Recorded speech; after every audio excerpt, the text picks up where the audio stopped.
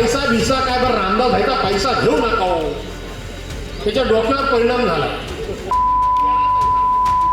खरं मी इतक्या खालच्या लेवलला जाऊन बोलत नाही की ह्याची मुलं कॉन्ट्रॅक्ट घेतात आणि कॉन्ट्रॅक्ट घेऊन ते दिवस काम करतात आणि पैसे कमवतात. संपूर्ण घराण्यामध्ये कुणी कॉन्ट्रॅक्ट घेतलं नाही. कशाला घेतील?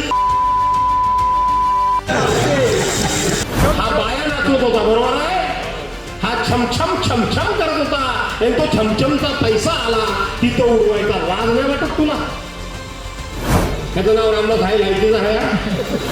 शिवाजी महाराजांचं नाव घेतो आणि लोकांच्या आई बहिणी काढत असतो. कशाला आणलं इथं?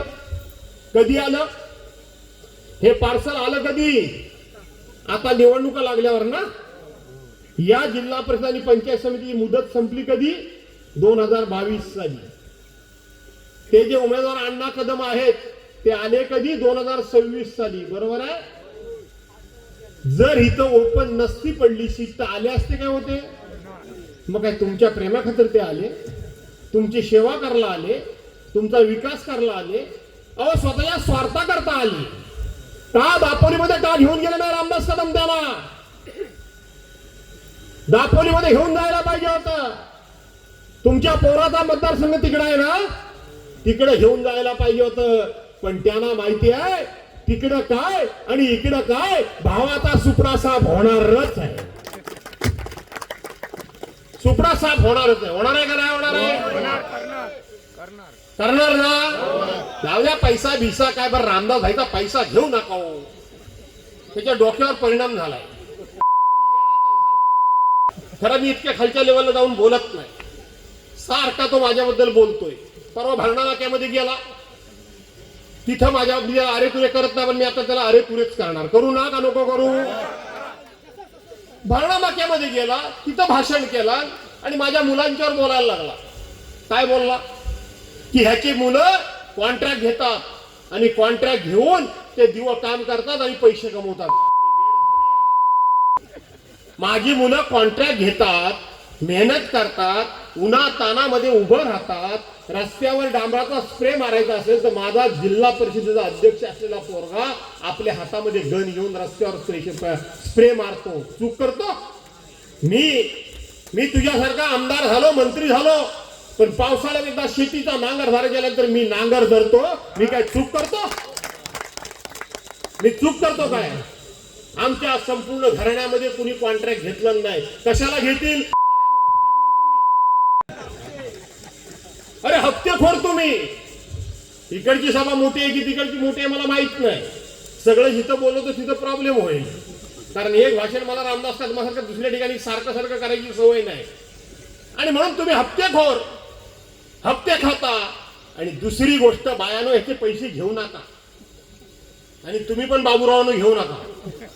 आत्ताच सांगतो कसे पैसे कमवला ह्यानं. हप्ता मारता हप्ता तर आहे, पण स्वतःच्या पत्नीच्या नावानं असलेल्या बार मध्ये. ती माऊली कोणाच्या आगीत नाही, दुगीत नाही, कशातही कुठेही नसते, कुठेही नसते. तिच्या नावानं जो बार आहे त्या बार मध्ये हा काय करत होता माहिती आहे का तुम्हाला? हा बाया नाचवत होता, बरोबर आहे. हा छमछम छमछम करत होता आणि तो छमछमचा पैसा आला की तो उडवायचा लाज नाही वाटत तुला? आणि पोर सुद्धा तीच टीका करतो. अरे होय, आम्हाला अभिमान आहे. आम्ही कष्ट करून, मेहनत करून, राबून जे पैसे आम्ही कमवतो ते आमच्या घामाचे कमवतो, हरामाचे कमवत नाही. उठ सूट आपलं आमच्यावर बोलायचं, आम्ही दुर्लक्ष करतो. देवेंद्रजी काय माणूस आहे की साला कोण आहे काय समजत नाही. वास्तविक एवढ्या वेळा आमदार म्हणून निवडून गेला, इतके वर्ष आमदार राहिला, पक्षाचा नेता राहिला.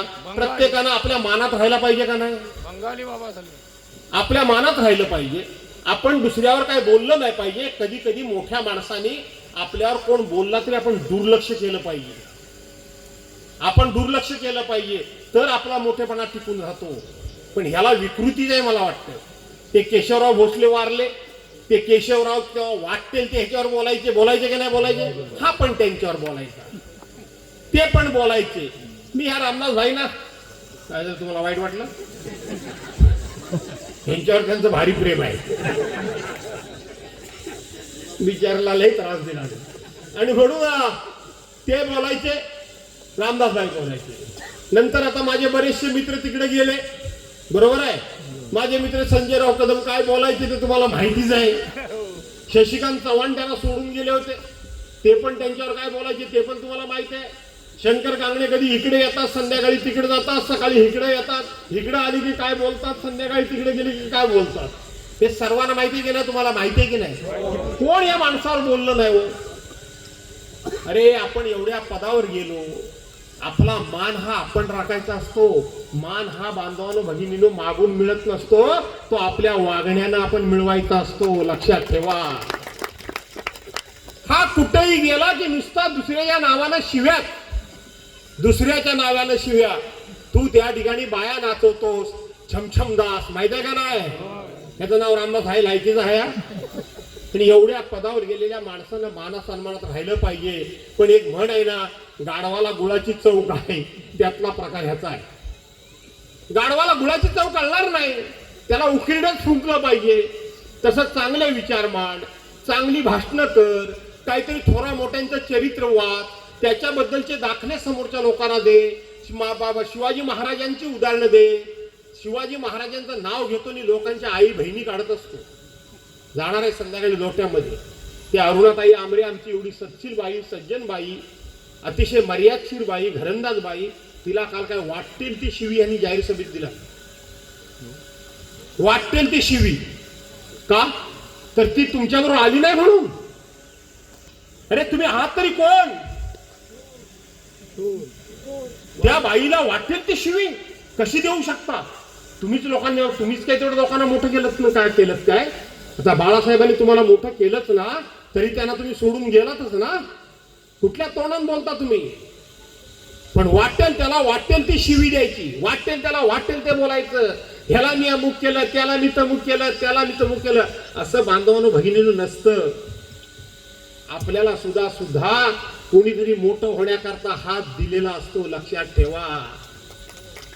आज आपण मोठेपणी चालायला लागतो, पण ज्या वेळेला आपण रांगत असतो, आपण ढोकऱ्याने जात असतो, आपल्याला उभं राहायचं असतं, लहान बाळाला त्याला पाऊल टाकत चालायचं असतं, त्यावेळेला कुणीतरी त्याच्या करंगलीला आधार द्यावा लागतो. त्याच वेळेला तो चालायला शिकतो. हे लक्षात ठेवा.